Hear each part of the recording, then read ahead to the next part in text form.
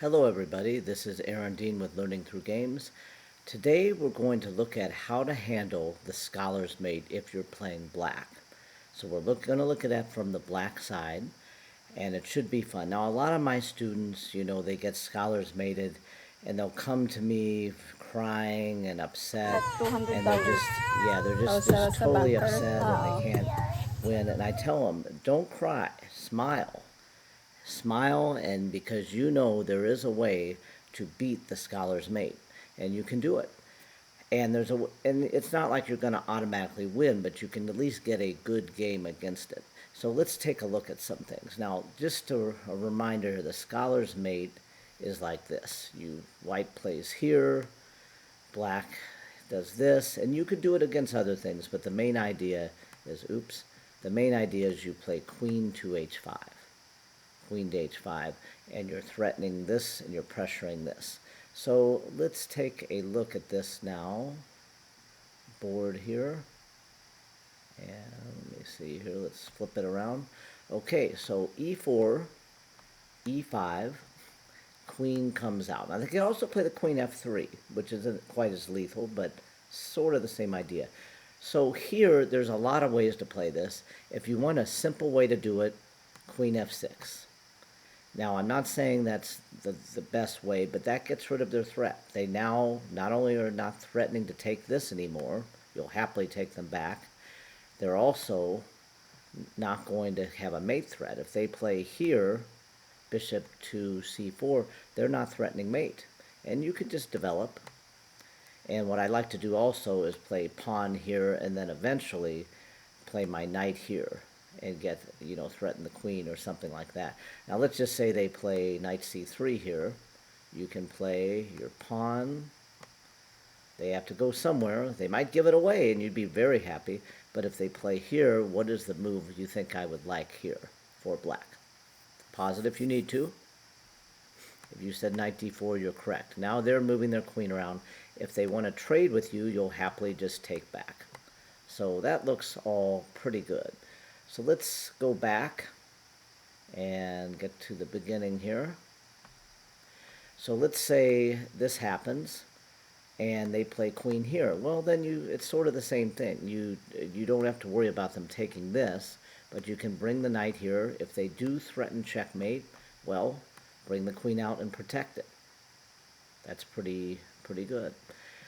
Now, I do want to talk a little bit about and give credit to the person who in Indiana sort of made this a big opening. He's a former teacher of mine that I learned a lot from early on in chess, Bernard Parham. There he is, the legendary Bernie Parham, who is a legendary chess master and a legendary coach. Bernie Parham, unfortunately, he passed away this summer, this past summer, but he was known for playing queen h5 all the time with white, and he would do a variation of that for black too. Now, what did Bernie Parham play against the opening queen h5? Well, I saw him, and he told me what he played, and I saw him in action. He would actually play the knight here, bishop comes out, and then he would play knight h6, guarding the checkmate. Now this I think is kind of hard to play, but he did play it when some of his students did it on him. And sometimes white does something like this, threatening to take this knight and still get checkmate, threatening to get checkmate down here. But then I think black might do this. Queen goes here, and you could play here as black. Now that it could be fine to play, but I think that's not as easy to play as the other line I showed you. Now, one last thing I want to show you, and there are other ways to play it. If you're very adventurous, you could play knight f6 and let them take a pawn, move the bishop here, and you're a pawn down, but you're going to get a lot of tempos threatening the queen. Tempos are kind of when you're developing and threatening your enemy at the same time. You could do that, and we could go more in detail on that in another video if you want. But maybe one of the best ways is just to play it like this without bringing your queen out and play here. But it's tricky. There's a lot of ways to kind of mess up because white is still threatening checkmate. You could bring the queen out like we looked at before if you want, but I think what line I'm kind of showing you here is to play knight f6, and then you're going to fianchetto the bishop and castle. That's kind of what you'll do. If they play knight e2, then you don't really want to play knight d4 anymore.